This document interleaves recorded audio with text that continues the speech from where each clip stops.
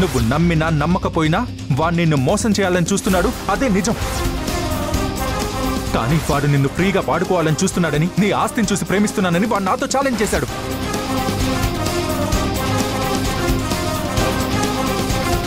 అంటే ఇన్ని రోజులు అత్తయ్య వాళ్ళ అబ్బాయి అబద్ధాలు చెప్పలేదు, నిజమే చెప్పాడు. ప్రణయ్ గురించి మొత్తం నిజమే చెప్పాడన్నమాట. ఈ అమ్మాయిని పెళ్లి చేసుకోబోతున్నాడన్నది నిజమే. అదే అడుగుతున్నాను. మనిద్దరం ప్రేమించుకుంటున్నాం, ఇతనికేంటి ప్రాబ్లం? ఇతనెందుకు మన పెళ్లిని ఆపాలని చూస్తాడు? అంటే అది వాడు చెప్పలేడు గాని నేను చెప్తాను. సంయుక్త, ఏంటి, ఏం జరుగుతోంది? ఈ రోగ్ ప్రణయ్ మా నాన్నగారు బ్రతికున్నప్పుడు, మా దగ్గర ఆస్తిపాస్తులున్నప్పుడు వాటికి ఆశపడి అమాయకంగా మంచివాడిలాగా నటిస్తూ నన్ను పెళ్లి చేసుకుంటానన్నాడు.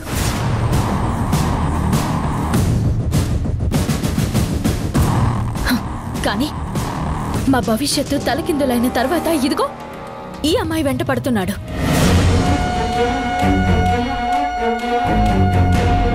ప్రేమించాను అని నమ్మించాడు, పెళ్లి చేసుకోబోతున్నాడు.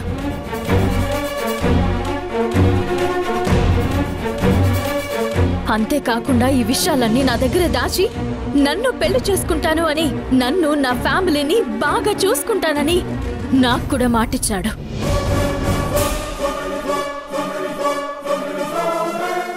అమ్మా సంయుక్త, నువ్వు నన్ను తప్పుగా అర్థం చేసుకుంటున్నావు. నేను నిన్ను ఫ్రెండ్గా చూశానే కానీ పెళ్లి చేసుకోవాలని నేను అనుకోలేదే. నువ్వే ఇలా కావాలని అందరి ముందు నా మీద ఆశపడి ఇలా అలర్ట్ చేయటం ఏం బాలేదు. నిన్ను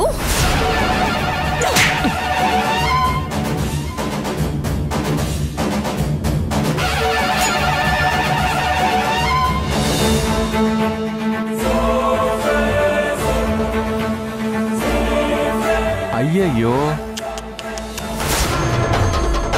ఏంటి? నేను నీ మీద ఆశపడ్డానా?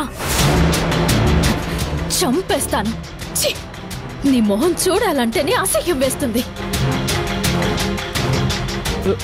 చూసేవరియా, ఈ బావమర్దలిద్దరూ కలిసి ప్లాన్ చేసేదంతా చేస్తున్నారు. నన్ను నమ్మురియా, అసలు వీళ్ళు చెప్పేదంతా కట్టు కదా. ఇంకా ఇలా అబద్ధాలు ఆడడానికి సిగ్గు కాలేదా? ఏ ఆడపిల్లైనా ఇలా నలుగురిలో తన గుట్టు బయట పెట్టుకుంటుందా?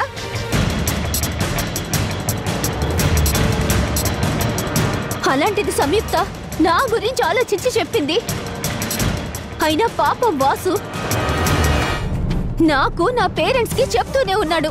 కానీ నేనే నీ మాటలు నమ్మి మోసపోయాను.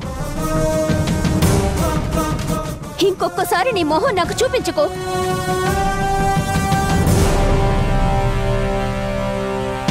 అలా జరిగిన రోజు నువ్వు చచ్చావని గుర్తుంచుకో.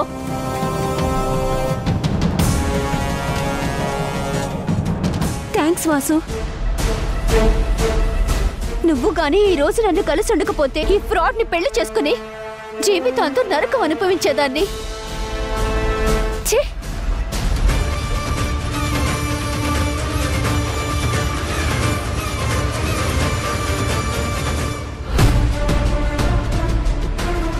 నీ నిజ రూపం ఇంత నగ్నంగా బయటపడిన తర్వాత కూడా ఇంకా ఏంట్రా చూస్తున్నావు? వెళ్తావా లేక 4 తగిలించి పంపించమంటావా? ఇంకా ఏంటి వాసు వీడితో మాట్లాడేది? మెడపట్టి బయటకు గంటేక రై వదరా, వదా వదరా, నడు వెళ్ళు.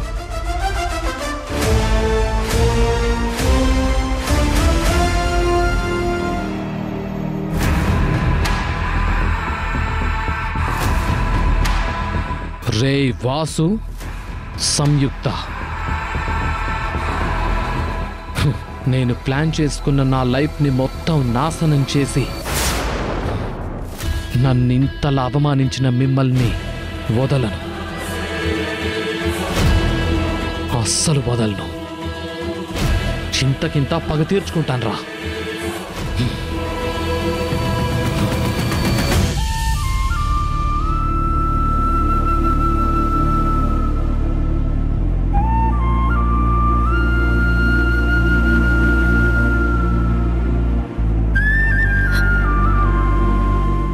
నాకు జరిగిన అవమానాన్ని, నా ఓటమిని చూసి నన్ను ఎగతాళి చేయడానికి వచ్చావా? చెప్పు, ఇంకెందుకు ఆలస్యం? కానివ్వు. మొదటి నుంచి నువ్వు నన్ను అపార్థం చేసుకుంటూనే ఉన్నావు. అసలు ఏ రోజు నిన్ను అవమానపరచాలని, నిన్ను ఓడించాలని, నిన్ను ఏడిపించాలని నేను అస్సలు అనుకోలేదు. ప్రతి క్షణం నిన్ను కాపాడుకోవాలని, సపోర్ట్గా ఉండాలని నేను అనుకున్నాను. అందుకే నీకిష్టం లేకపోయినా నీ పర్సనల్ లైఫ్లోకి వచ్చి మరి ఆ ప్రణయ్ గాడి నిజ స్వరూపాన్ని బయట పెట్టాను. అంతే తప్ప నీ మీద నాకెలాంటి కోపం లేదు. ఎందుకు నా జీవితంలో ఎలాంటి సంఘటనలు జరుగుతున్నాయో అస్సలు అర్థం కావట్లేదు. ఏ జన్మలో ఏ పాపం చేశానో నా కడకడుకునా ఇలాంటివి జరుగుతూనే ఉన్నాయి. మీ నాన్నగారు నీకు దూరం అవడం నీకు తీరని లోటు నేను కాదనలేను. కానీ ప్రణయ్ నీ నుండి దూరం అవడం మాత్రం నీ అదృష్టం. నిన్ను వెంటాడుతున్న ఒక మృగం, దాని నుంచి నువ్వు దూరంగా వెళ్ళిపోయావనుకో. నిజమే, నేనే అనవసరంగా వాడిని నమ్మి నా కుటుంబం గురించి, నా పెళ్లి గురించి వాడితో మాట్లాడాను. కానీ ఇప్పుడు నేనెంత తొందరపడ్డానో నాకు అర్థమవుతుంది. నువ్వే కనుక నా వెనకుండి బయట పెట్టకపోతే ఎంత పెద్ద పొరపాటు జరిగేది. కానీ నీ దయ వల్లే నేను ఈరోజు ఈ ఆపద నుంచి బయటపడ్డాను. సరేలే, అంతా మన మంచికే. ఇక దీని గురించి మర్చిపోయి నార్మల్ అవడానికి ట్రై చేయి. నార్మల్ అవ్వడానికి ట్రై చేయడం ఏంటి? ఎప్పుడైతే నేను వాడిని చెప్పుతో కొట్టానో అప్పుడే నేను వాడి గురించి మర్చిపోయాను. నా జీవితంలో ప్రణయ్ అనే పేరు అసలు నేను వినని పేరు. వాడి కోసం నేనెందుకు బాధపడుతూ కూర్చుంటాను? పద వెళ్దాం, పెళ్ళికి ఇంకా చాలా రెడీ చేయాలి.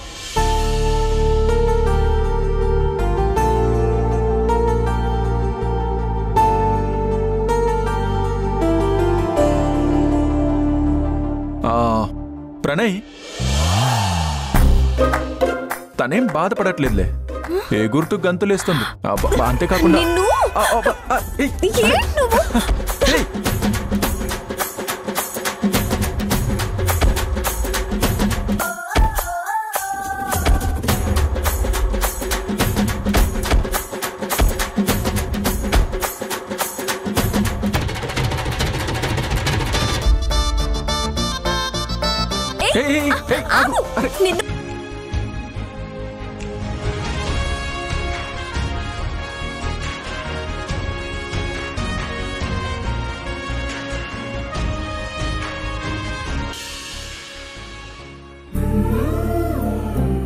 అన్నయ్య, నన్ను ఆశీర్వదించండి. లేమ్మా, నిన్నేమని ఆశీర్వదించాలో తెలియడం లేదమ్మా. నువ్వు గుండెల్లో అంత భయాన్ని బాధని మోసావు, కానీ ఏ రోజు చెప్పుకోలేదు. చెప్పుకోవు. పేరుకి అందరం పక్కనే ఉన్నాం, కానీ నీ బాధలో మాత్రం ఎవ్వరం పాలు పంచుకోలేదు. పంచుకోనివ్వవు. ఇక అన్నయ్య అని పిలిచి ఉపయోగం ఏముందమ్మా? మీరిలా కంగారు పడతారని చెప్పలేదన్నయ్య. అసలే మీరు మీ బిజినెస్ పెట్టుకునే టెన్షన్లో ఉండి కూడా నా పెళ్లి పనులు నెత్తి మీద వేసుకొని చేస్తున్నారు. మీరు నాకు ఏదో మాట వరుసకి అన్నయ్య అని పిలిచే బంధం కాదు. నిజంగా నాకు ఒక అన్నయ్య ఉన్నా కూడా అంత చేసేవాడు కాదేమో. చుట్టూ వాళ్ళని ప్రేమించడం మాత్రమే తెలిసిన వాళ్ళకి అంత మంచిగానే కనిపిస్తుంది వసుంధర. ఒక్కటి గుర్తుపెట్టుకో, ఇది మీ పల్లెటూరు కాదు, పట్నం. ఉచ్చారణ కూడా పట్టణానికి దగ్గరగానే ఉంటుంది. ఇక్కడ నిలబడి నీళ్లు తాగే ఓపిక తీరిక ఎవ్వరికీ లేదు. లేని దానికోసమే పరిగెడుతూ పక్కవాడు కొంచెం ఆదమరుపుగా ఉన్నా అధపాతాళానికి తొక్కేస్తారు. మంచిగా ఉండటానికి, మంచిగా నటించడానికి మధ్య ఒక సన్నని గీత మాత్రమే ఉంటుంది వసుంధరా. అది తెలుసుకో. నిన్ను నువ్వు కాపాడుకో. ఇంతకు మించి నేను నీకేమీ చెప్పలేను. మళ్ళీ చెప్తున్నాను, నీకింకో అన్నయ్య ఉన్నాడని గుర్తుపెట్టుకో. వెళ్ళొస్తాను వసుంధరా. సరే, జాగ్రత్త. బాయ్. వస్తాను.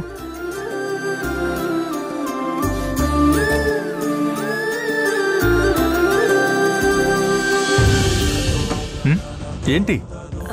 ఉంగరం నువ్వే ఇచ్చావని వసుంధర చెప్పింది. చాలా చాలా థ్యాంక్స్. ఆ థ్యాంక్స్ నాకు కాదు, అమ్మకి చెప్పు. రోజు నన్ను ఆ ఉంగరం ఎవరితో కనుక్కున్నావా లేదా అని అడిగేది. నేను లేదని చెప్పేవాణ్ణి. ఈరోజు గుర్తుపెట్టుకుంటానని జేబులో వేసింది. అది మనకి చాలా హెల్ప్ అయింది. నాకు అవసరం వచ్చిన ప్రతిసారి నా పక్కనే ఉంటున్నా. చాలా థ్యాంక్స్. నువ్వు అత్తయ్య నా పక్కన లేకపోతే నేనేమైపోయేదాన్నో. నేనెక్కడికి వెళ్తాను? నేనెప్పుడు నీ పక్కనే ఉంటాను. ఇంత పెద్ద గొడవ జరిగాక మళ్ళీ పెళ్లికి ఎలాంటి ఆటంకం లేకుండా జరుగుతుందని అనుకోలేదు. కానీ ప్రతి ఈవెంట్లో ఏదో ఒక సమస్య వస్తుంది. ఈరోజు ఏవీలు ఎవరు డిస్ప్లే చేసుంటారు? నాకెందుకో కార్తీక్ మీద అనుమానంగా ఉంది. కార్తీకా? ఏంటి ఇంకా ఇక్కడే ఉన్నారు? ఏం జరుగుతుంది అసలు? అసలు ఎస్టేట్లో జరిగిన విషయాలు ఏవీలోకి ఎలా వస్తాయి? కేవలం మీరిద్దరూ మాట్లాడుకున్న మాటలు ఎలా బయటకు వస్తాయి? అదే నాకు అర్థం కావట్లేదు సంయుక్త. అర్థం కావట్లేదా? అర్థం కానట్టు నటిస్తున్నావా?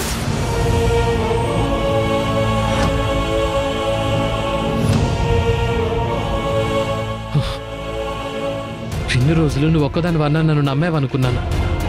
నువ్వు కూడా నన్ను అనుమానిస్తున్నావా? పరిస్థితులు అలాగే ఉన్నాయి. అసలు నీకు పెళ్లి జరగడం ఇష్టమేనా? అస్సలు ఇష్టం లేదు.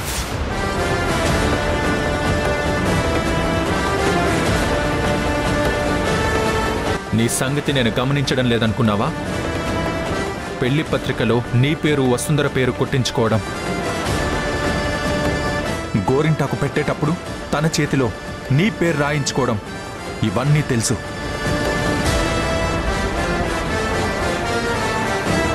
ఈరోజు ఈ వీడియోలు వేసి నువ్వు వసుంధర ప్రేమించుకున్నారని అందరికీ తెలిసేలా చేద్దామని నీ ప్లాన్. అసలు ఈ పెళ్లి పనులకి నిన్ను పిలవడమే తప్పురా. ఇంకా నీ అవసరం ఇక్కడ లేదు. మెడపట్టి గెంటించక ముందే ఇక్కడి నుంచి వెళ్ళిపో. I said get out.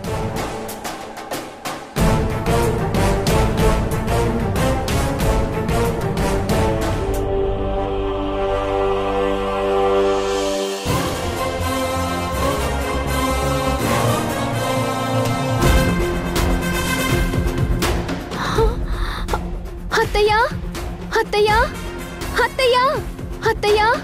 ఏమిందమ్మా అలా అరుస్తున్నావు? అక్కడ చూడండి. పోలీసులు మన ఇంటికొచ్చారేంటి? పద. ఎవరున్నారు లోపల? ఏం కావాలండి? భానుమతి, సౌందర్యలు ఉన్నారా? ఎందుకు సార్? చెప్తాను. ముందు వాళ్ళు ఇంట్లో ఉన్నారో లేదో చెప్పండి. సార్, మా అబ్బాయి జర్నలిస్ట్. వాడు ప్రస్తుతం ఇంట్లో లేడు. ఏదైనా ఉంటే మా వాడొచ్చి మాట్లాడతాడు. మీరు వెళ్ళండి సార్. భానుమతి ఉందా అని అడుగుతుంటే మీ అబ్బాయి జర్నలిస్ట్ అని సంబంధం లేని సమాధానం చెప్తారేంటి మీరు? ముందు భానుమతిని బయటకు పిలుస్తారా, మమ్మల్ని లోపలికి రమ్మంటారా? సార్ సార్, ఏంటి సార్ బెదిరిస్తున్నారు? మీరు లోపలికి ఎలా వెళ్తారు? చూడండి, మా దగ్గర సెర్చ్ వారెంట్ ఉంది. తప్పుకోండి. కానిస్టేబుల్స్, భానుమతి ఎక్కడున్నా బయటికి లాక్కరండి. వెళ్ళండి. సరే సార్. ఆగండమ్మా, ఆగండి. సార్ సార్, ప్లీజ్ సార్, చెప్పేది అర్థం చేసుకోండి sir. Bhanumati, sir. Bhanumati, Bhanumati, sir please sir, అరవకండి సార్. భానుమతి, భానుమతి, భానుమతి ఎవడీడు రెస్పెక్ట్ లేకుండా అలా అరుస్తున్నాడు? వాడు అలా అరుస్తుంటే ఈవిడేం చేస్తుంది?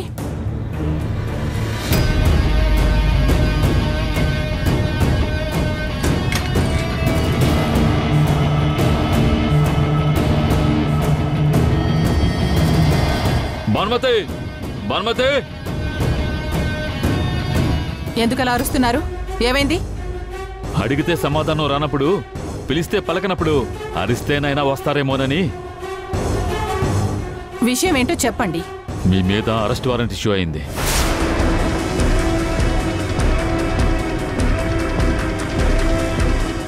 మిమ్మల్ని అరెస్ట్ చేయడానికి వచ్చాం. నా మీద అరెస్ట్ వారెంట్ ఇష్యూ అవ్వడం ఏంటి? మీరు కరెక్ట్ అడ్రస్కే వచ్చారా? నా పేరు భానుమతి. తెలుసు మేడం, మీ పేరు భానుమతి అని తెలుసు. మీరు భరద్వాజ్ గారి భార్య అని కూడా తెలుసు. అన్నీ తెలుసుకునే వచ్చాం. నేనే నేరం చేశానని నన్ను అరెస్ట్ చేయడానికి వచ్చారు? అన్ని విషయాలు తెలుస్తాయి మేడం. ముందు స్టేషన్కి తీసుకెళ్లి తర్వాత కోర్టులో ప్రొడ్యూస్ చేస్తాం. అక్కడ అన్ని విషయాలు తెలుస్తాయి. ఏ నేరం చేశానని మీరు అనుమానించి నన్ను అరెస్ట్ చేస్తున్నారో తెలుసుకునే హక్కు నాకుంది. ముందు అది చెప్పండి. చెప్తాను మేడం. మీరు ఇల్లీగల్ పనులు చేస్తున్నారని మా దగ్గర ఆధారాలున్నాయి. What what you mean by illegal? Illegal అంటే ఏంటి భానుమతి గారు, చెప్పడానికి నాకే అదోలా ఉంది. మీరు వినాలి అనుకుంటున్నారా? అయితే చెప్తాను వినండి. మీరు ఉమెన్ ట్రాఫికింగ్ చేస్తున్నారు.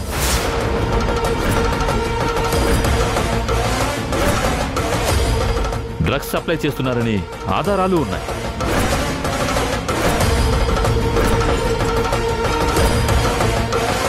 ఇవి కాక ఇలా అమ్మాయిల్ని ఎత్తుకెళ్ళి. ఇక చాలు. ఇలాంటి పిచ్చి మాటలు మీ నోటి నుంచి ఇంకొక్కటి వచ్చినా నేనేం చేస్తానో నాకే తెలీదు. ఇదేమిటండి, తప్పులని మీరు చేసిన తప్పులు చెప్తుంటే మా మీద అరుస్తున్నారు. మిమ్మల్ని అరెస్ట్ చేయడానికే వచ్చాం. ప్లీజ్ కోఆపరేట్ చేయండి. సార్, ఏంటి సార్, ఏం మాట్లాడుతున్నారు? మేము అలాంటి వాళ్ళం కాదు సార్. ఎక్కడో ఏదో పొరపాటు జరిగి ఉంటుంది. కావాలంటే మా గురించి ఆ చుట్టుపక్కల ఎంక్వైరీ చేయండి. మేము చుట్టుపక్కల విచారించడం కాదు, మీరే వచ్చి కోర్టులో చెప్పుకోండి. దొరికిన బలమైన ఆధారాలను చూస్తుంటే అరెస్ట్ చేయక తప్పటం లేదు. ఏంటా బలమైన ఆధారాలు? మీరు ఉమెన్ ట్రాఫికింగ్ వాళ్ళతో చేసుకున్న అగ్రిమెంట్స్, వాళ్ళు మీ బ్యాంక్ ఖాతాలోకి పంపించిన ఇల్లీగల్ మనీ. ఓ అలాంటివి చాలా ఉన్నాయి. పదండి స్టేషన్కి. Constables sir. తీసుకురండి. అలాగే సార్. ఎస్ఐ గారు,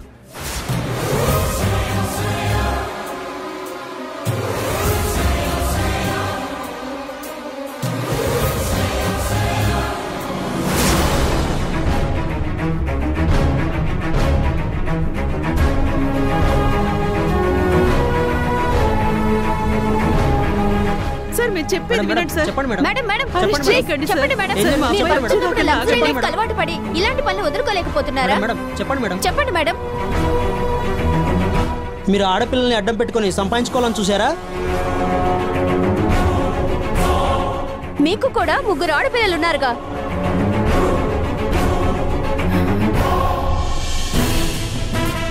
అమ్మో, ఎంత పెద్ద నేరస్తులు! ఇన్ని రోజులు మంచిగా నటిస్తూ మన మధ్య ఉన్నారా? అసలు ఇలాంటి వాళ్లకి ఉరిశిక్ష వెయ్యాలి. ఎంతమంది అమ్మాయిల జీవితాల్ని నాశనం చేశారో. చెప్పండి మేడం, ఎందుకు ఇలాంటి పనులు చేయాల్సి వచ్చింది? మీ భర్త ఉన్నప్పుడు లగ్జరీలకు అలవాటు పడి వాటిని వదులుకోలేక ఇలాంటి పనులు చేస్తున్నారా? భరద్వాజ్ గారు పేదలకు మోసం చేసి సంపాదించినట్టు మీరు ఆడపిల్లల్ని అడ్డం పెట్టుకొని సంపాదించాలనుకున్నారా?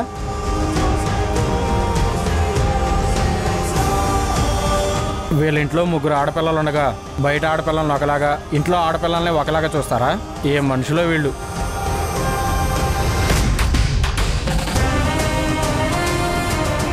చెప్పండి మేడం, చెప్పండి మేడం. ఇదంతా డబ్బు కోసమే చేస్తున్నారా? ఆపండి. ఆపండి ఆపండి ఆపండి, మీకు దండం పెడతాను. ఏం జరిగిందో తెలియకుండా ఎందుకు కాకుల్లా పొడుస్తున్నారు? మేము నేరం చేసినట్టు మీరు చూసారా? చెప్పండి, చూసారా? పోలీసులు వచ్చినంత మాత్రాన మేము నేరం చేసినట్ట? ఇంకొకసారి నా కుటుంబం గురించి తప్పుగా మాట్లాడితే అందరి నాలుకలు తెగ్గొస్తాను.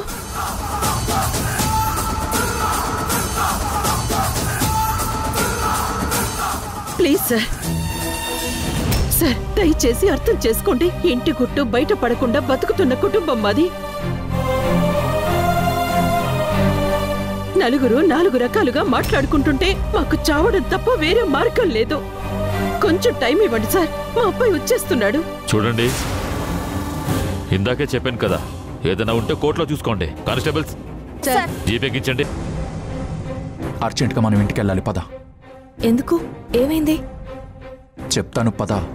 ఇప్పటికి సారీ మేడం, తప్పక వెళ్లాల్సి వస్తుంది. సరే పద.